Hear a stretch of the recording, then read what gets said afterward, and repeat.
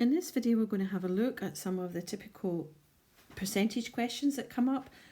We'll start with some of the more straightforward ones, and then we'll move on to some percentage increase and decrease, how to answer those. So first of all, we'll have a look at a more straightforward percentage question. If you're not too good at percentages, you might want to go back and look at the more percentages video, which is on iTunes U, but this one here will go over some of that ground, and then it'll move on to increase and decrease. So if you feel fairly confident, you can just watch this part here. So this question here is looking at results of a survey into the heights of bell heather plants in an area of Scottish moorland, and it's shown to us here as a bar graph. And the question asks which percentage of bell heather plants have heights greater than 59 centimetres. Now, calculating out a percentage is a 4-step process. If you watch the video before, it talks about that. And here, the first thing that you need to do is you need to calculate how many are we talking about here. So the question saying which percentage of bell heather plants have heights greater than 59%. So we're looking here at how many plants have heights greater than 59 centimetres. Sorry, not 59%, 59 centimetres. Well, if we have a look here, this bar tells us that there's 15 of them. This bar tells us here that there are 5. They're all above 59 centimetres. And so therefore, the number is 20. The next thing you need to do is you need to work out for your percentage, what is the total number of plants that were in this survey. So you have to add up every one of these bars, including the 2 that are here, these 2. And when you add them up, that's 5 plus 10 plus 15 plus 15 plus another 5. That gives you a total of 50.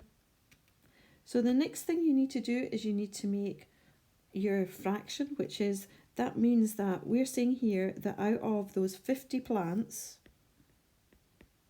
20 of them are above the height of 59 centimetres. And then your 4th stage is, so you work out, first of all, with this here, your fraction, and you will know that this here is already 40%, but how you would work out if you didn't know the numbers here, because 20 over 50, if you just double both of those, that will give you 40 out of 100, which will give you 40%. But if you just, you don't see that straight away, to work out your fraction there, you would just calculate what is 20 divided by 50, and that gives you the answer, 0.4. And then you take that 0.4 and you multiply it by 100 to get your percentage, which will give you 40%.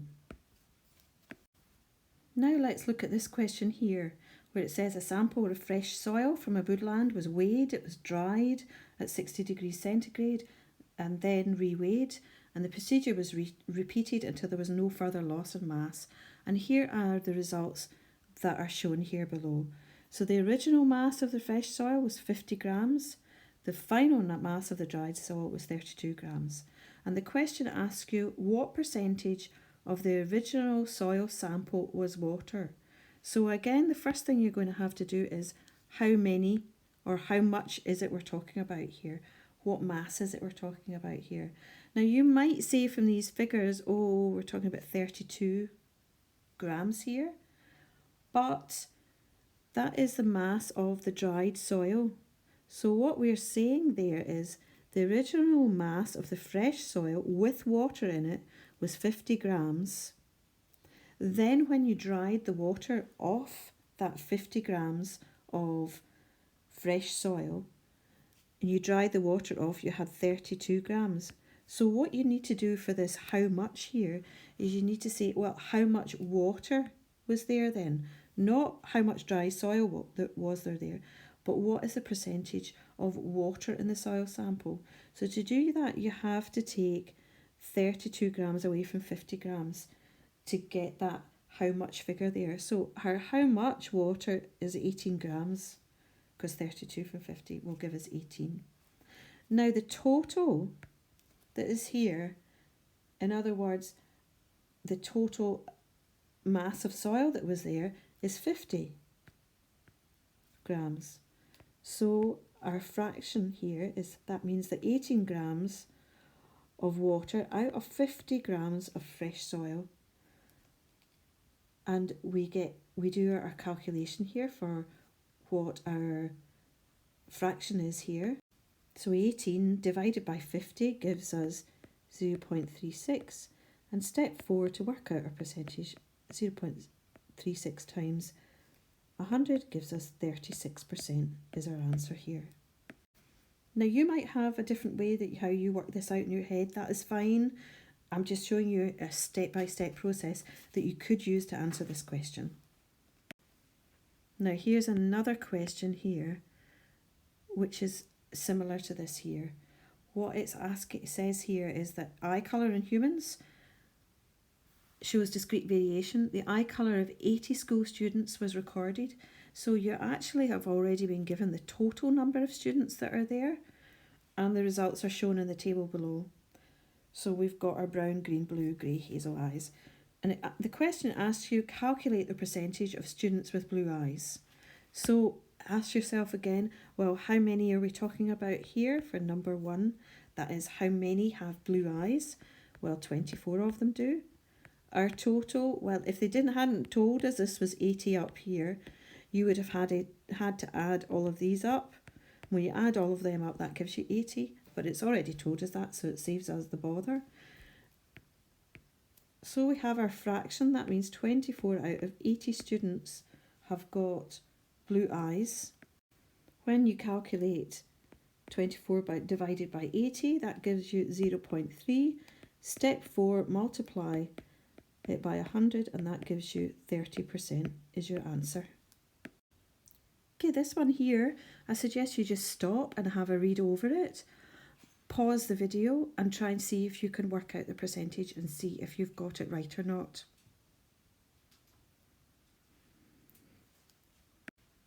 Now hopefully you've restarted your video and you should have got your answer, which should be 17%. If you haven't got that, I'll show you the steps how you could get that answer. So the question's looking at the average time taken for the stages of cell division, shown in the table below. So these are the different stages here, A, B, C and D, and the time that each of these stages take. It says calculate the average time taken for stage B as a percentage of the total time for these 4 stages. So the first question you're saying there is, well, how much time does stage B take? Well, it takes 34 minutes. Second stage, well, what is the total time that is involved here? The total of all of those, and that is 200 minutes, I think, by my calculations.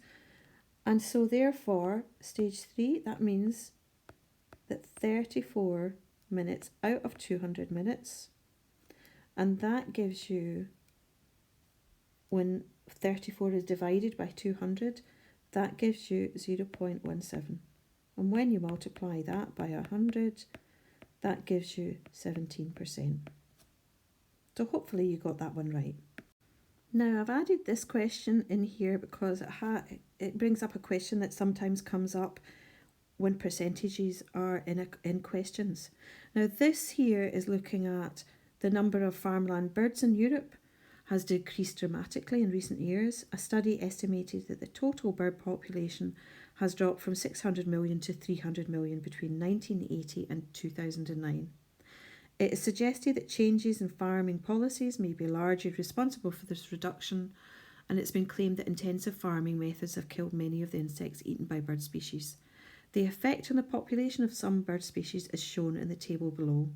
So you've got this table given to you, and here are the different types of birds that are on here, various types.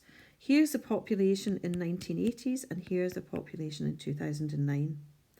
Now the question here asks you, explain why the population decrease was expressed as a percentage. So you'll see this has been changed to a percentage. Now that's kind of quite often, sometimes you're asked this question, why is something being expressed as a percentage? And the reason for that is, if you have a look at the starting populations here, they're all different. So because the starting populations are very different, and then you've got your populations in 2009, which you would expect to be different, it's very hard to sort of compare them just at a glance when you're looking at them. It's much easier to put everything into a population decrease in order to compare the results. So the sort of answer you would give to that question is you would say because the starting populations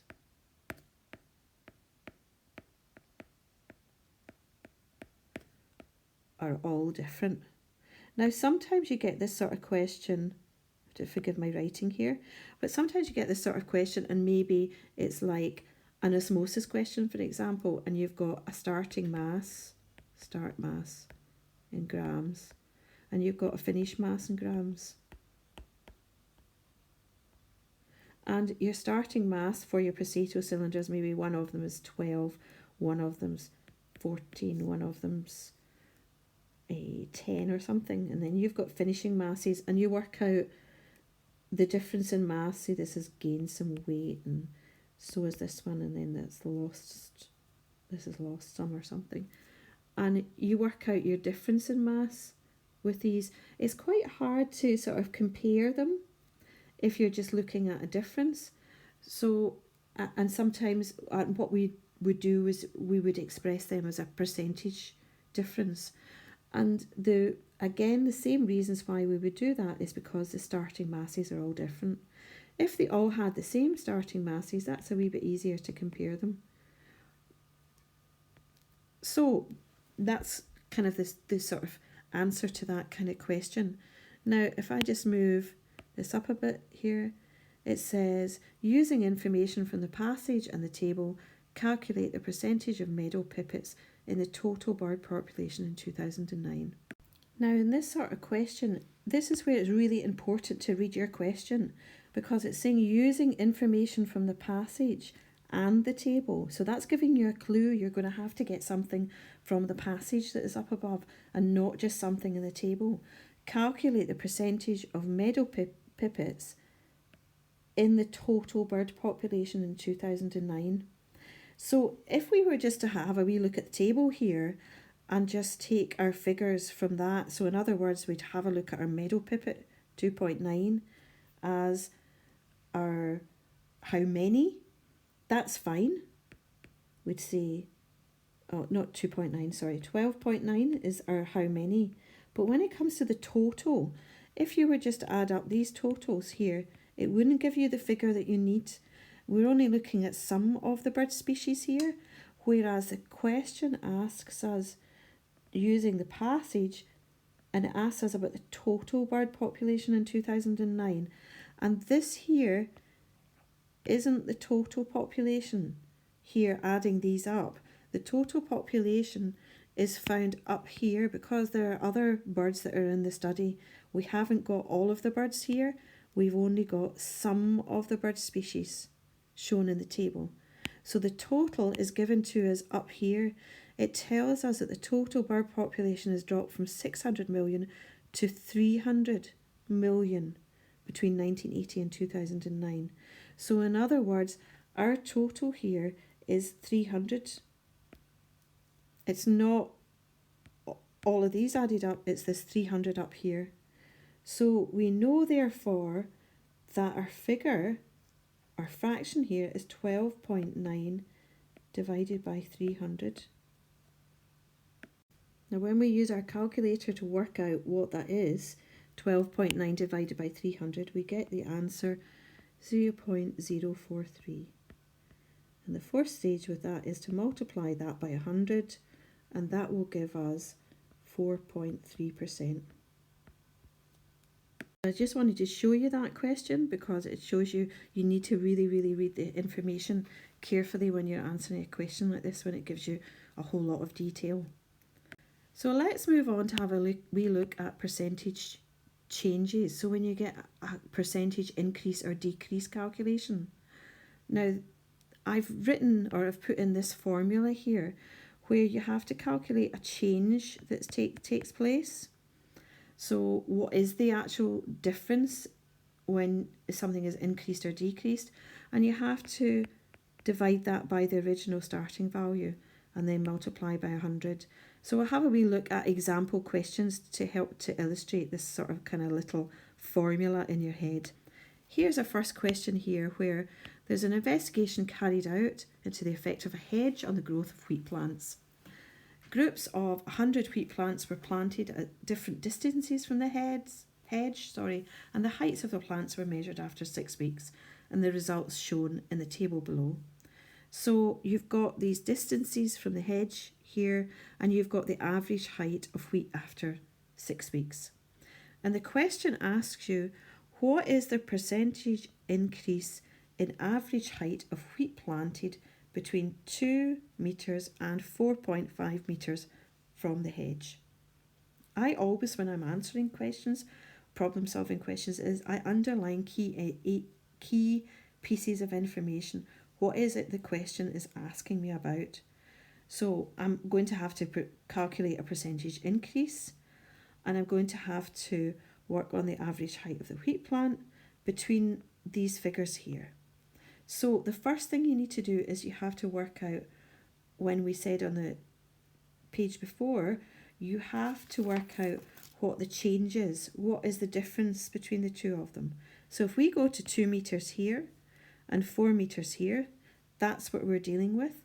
But we're looking at the average height here and here. So what we're saying is that the height is increased from 45 here to 90. So the change that is taking place is 90 minus 45 here, just to get your change, which gives you 45. That's your change. And then it's, well, what was the original starting value? Now, the original starting value was actually 45 as well. So you put that value for original starting value. And it told you on the page before that you had to multiply by 100 as well. So 45 divided into 45, well, this is nice and easy. That's 1, so 1 times 100 equals 100%. And that is your answer for your percentage increase. And lo and behold, there is there. D is the answer on that one. So let's move on and have a look at this next question here. I'll just move it about so we can see it a wee bit better. And this is looking at boll weevils. They're little insects and they feed on cotton plants. And field trials have been carried out on 2 separate farms to compare the yields of GM boll weevil resistant variety of cotton plant with an unmodified variety. And very often percentage increase or decrease questions involve you having to pick information out from a graph. It asks you this question: calculate the percentage increase in yield of cotton from the resistant variety compared to the unmodified variety on farm 2. So again, okay, it's a percentage increase.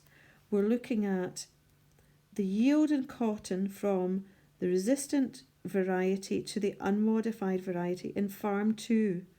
So I can immediately say, oh, this question here is asking me about farm 2 here. So it's this information here that I'm working with. What are the 2 things that we need to use to work out what our change is?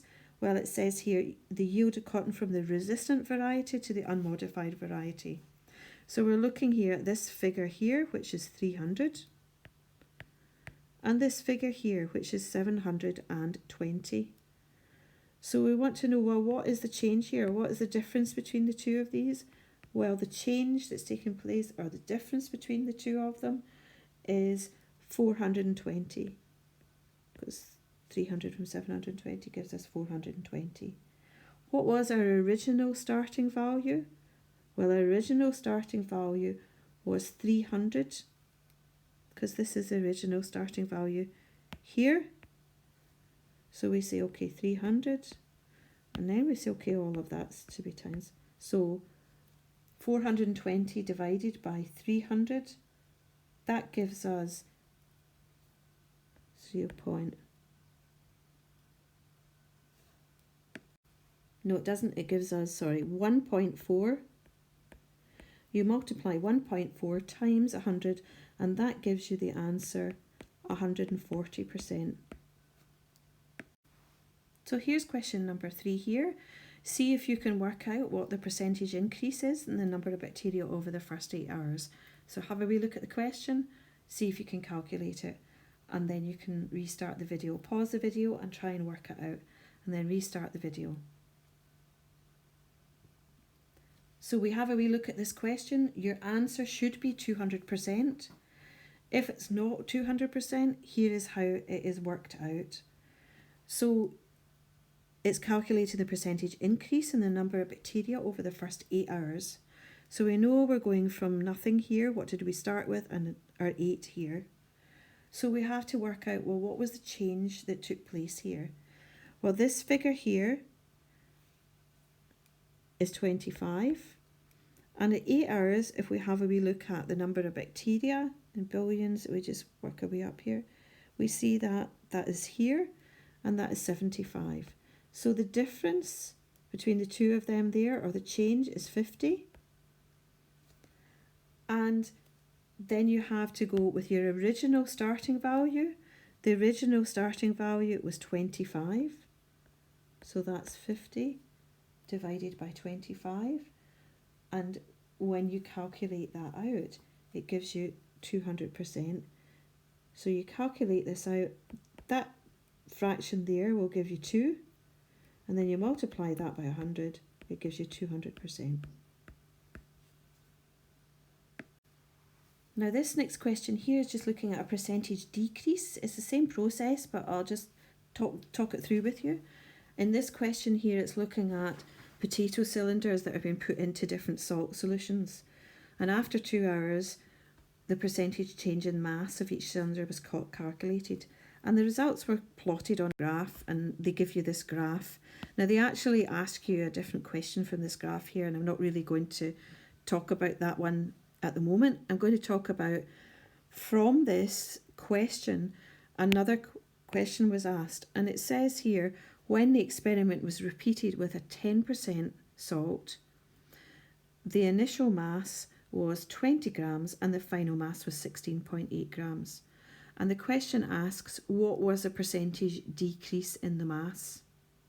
So in this, to work this one here out, it's the same process. You still have to work out what the change is that's taking place here. So your step number 1 is your change. And you know that your initial mass was 20 and your final mass was 16.8. So you will know, or you'll be able to calculate out what the change was here. And the change here, 20 minus 16.8, that gives you a difference, or a change, of 3.2. Oh, I'll just write that out. Now you'll notice they're kind of quite sneaky when you have a wee look at their actual answers there. You'll see there's a 3.2%, but all we're saying here is it's not 3.2%, because what we're saying here is that 3.2 is the difference in the mass that's taken place. So in other words, 3.2 grams have been lost from the weight of the initial mass. But the question is saying what's the percentage decrease in the mass. So you need a percentage here, not just the difference in grams. So that's your change. And remember, we have to look at our original, you put your change over your original starting value. And in this case here, the original starting value is not the lower number, it's the higher number here, because you started with 20 grams. So it's 3.2 divided by 20. When you work that out in your calculator, that gives you 0.16. But remember, you need to multiply by 100, and that gives you the answer 16%. So the answer to this question here is B. Okay, now that you've watched this video, you can always go back and try the questions for yourself before I go through the solutions and see if you get the right answer. And then, as well as that, I'll give you some other percentage questions for you to give it a shot.